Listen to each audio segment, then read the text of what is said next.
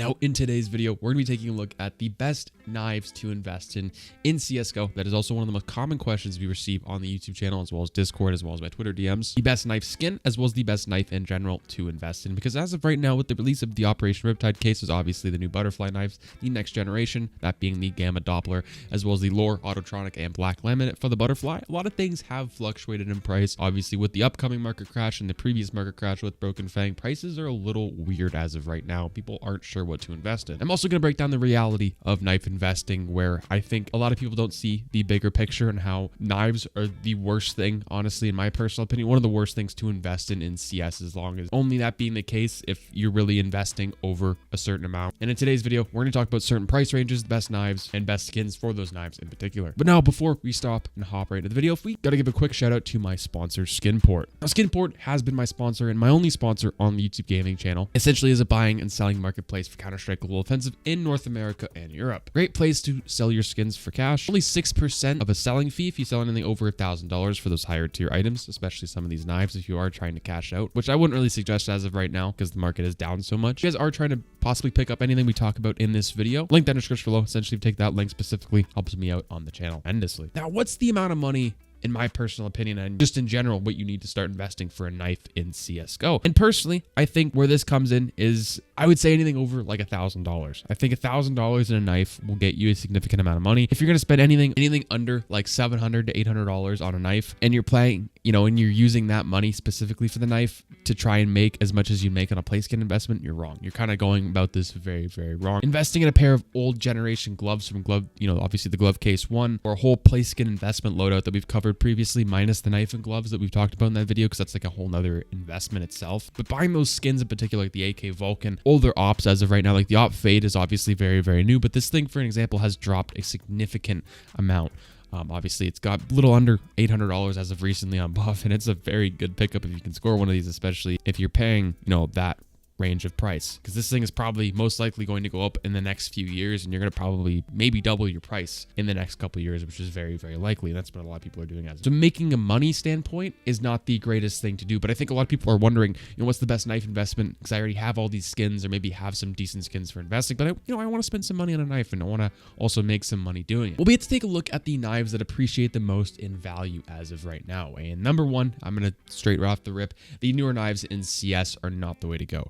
Even the stilettos, the dopplers, these sapphires, rubies, and even gamma dopplers and emeralds for the newer knives are not very good investments. They are still coming out. Those knives are still going to be in the CS drop pool, I guess you could say, as of knives in the newer cases for a very long time. Stay away from those. You want to look at the older knives, and I would say anything between the M9 bayonet, the karambit, and the butterfly knife are your best investment option. Not to say that the, obviously the bayonet is not a good option, but obviously the flip knife, the huntsman, and those kind of knives, even the bowie knife, stay away from those as of right now. Not a great investment. If you want to ball on a budget and possibly make some money in the future, it is more on the gambling side. I like to call this a legal gamble, which means you're not obviously gambling with the odds in your favor, but you're gambling based on the hype of this skin and item in general for the future. How much this is going to appreciate in value, we don't know. We don't know the demand for it as of right now. And that is the classic knife. Now, the classic knife Fade is, I think, one of the best options to invest in for CS. There's only 12 of them as of right now on the community market for Steam, and they're about $542 in the factory new condition, which is very, very good. Now, if this knife does get hyped up once again in the future, which I don't think it will, I think this skin isn't the most beloved skin, but I think in the future it definitely could be pretty rare, and it's already pretty rare. People don't seem to unbox the skin too much because this case isn't a beloved case overall. But if you want something like that, you're kind of going in the gamble, but it's a higher tier and knife, I guess you could say, classic knife Fade is something to look into. Some of the best skins to actually look are the lore skins and lore knives in Counter-Strike as of right now. The lore skin for especially something like the gut knife is actually a really good investment. It has to be in factory new though.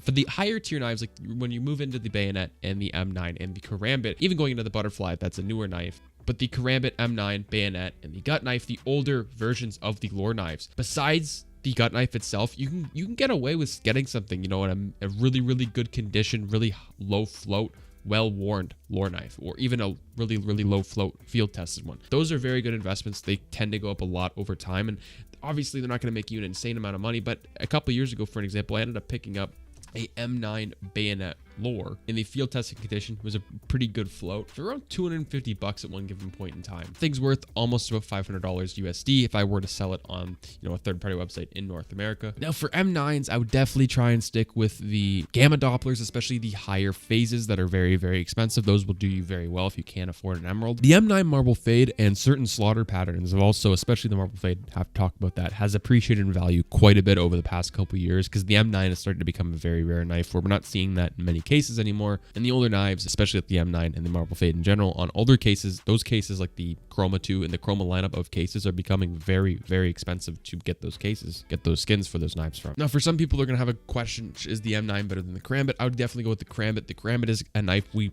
rarely ever see in CS anymore, especially in newer cases. It's always maybe the M9, especially the butterfly because of how expensive it is or it was before. I think that's why Valve added those new skins in. The karambit is very, very rare itself. Obviously, the dopplers and the gamma dopplers have gone up a significant amount. Certain phases that are not the emerald for the karambit as well as the M9 are significantly higher than all the other phases that are not like the regular Doppler. That's because they have a lot more green on them and they're very close to looking like an emerald, if not a little better for some people. And those are very good investments because of how rare they are as well. Obviously, the cases, the Gamma 1 and Gamma 2 cases are very, very rare at this point. They're going to keep going up in price. I think they could eventually hit the price of the glove case and the breakout. Going into the cream of the crop, I think the butterfly as of right now, this thing used to be the best investing option in a CS. And I think the biggest question for a lot of people, is it the best investing option as of right now for a knife in Counter-Strike Global Offensive in 2021? Obviously going into the PGL Major with the market crash happening then and right now. And with the release of the RIPTIDE case, obviously we saw the new knives come out. The Autotronic tanked the day of the release and it's still going down. Okay, you can get a battle scarred Autotronic for $500. Now this isn't the best investing option, but I think if you want a decent investment, especially for the butterfly, you can really pick up honestly any sort of butterfly knife. I would say over $500 USD and still make a decent amount of money. Now don't expect to make $100 a year if you're not spending over $1,000, maybe even $1,300 or $1,400. Definitely make some money on a knife, and that kind of just proves my point that knife investing isn't the best. And I think most people in this situation are probably wanting a knife for their loadout just to complete it, right? They have the gloves from the glove case one, or at least from an investment purpose, that's what you'd want to do. And you already have a play skin investment, and this is the knife added on. Definitely go with the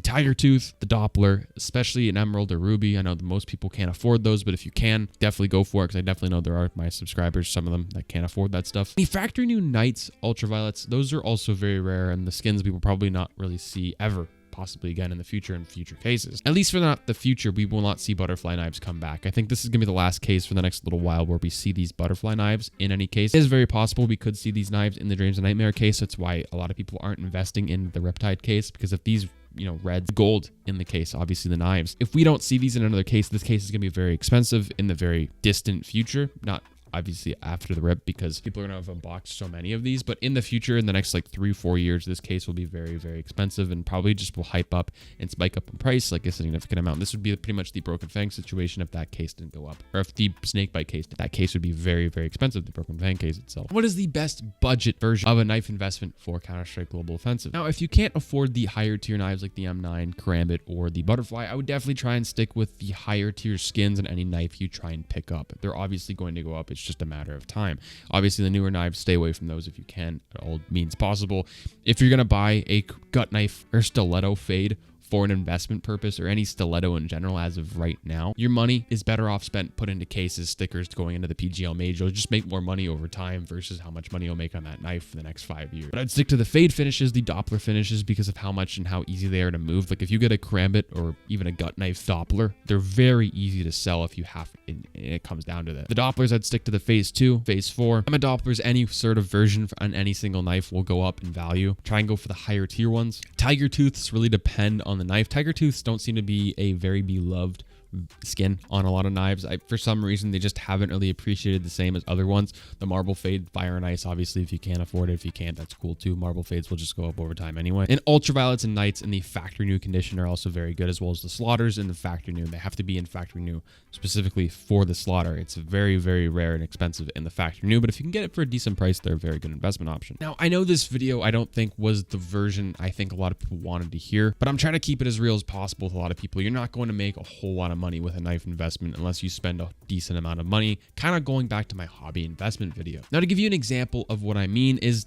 For example, my inventory right now, I have really, really good inventory besides my knife. I'm not trying to spend, a certain amount of money on my knife. I'd rather go into my skins because I'll make more money with the skins over time. And I don't like really, really flashy knives, for a whole lot of reasons. I've had a lot of flashy knives in the past, and it seems to me I just don't care about the knife as much as everything else. And for an example, right now I have the survival knife Slaughter. Not a great investment. These things are pretty new. They're still coming out of cases because they're so cheap, and it's minimal wear. It's $252 on the Steam market, so you're able to pick this thing up for $150 on third-party websites if you're lucky on a good day. So hopefully you guys enjoyed the video. Hopefully this cleared up some things in the air. If you did, please comment, like, subscribe, follow me on Twitter. Link in the description below. Hope you have a great day. Peace out, guys.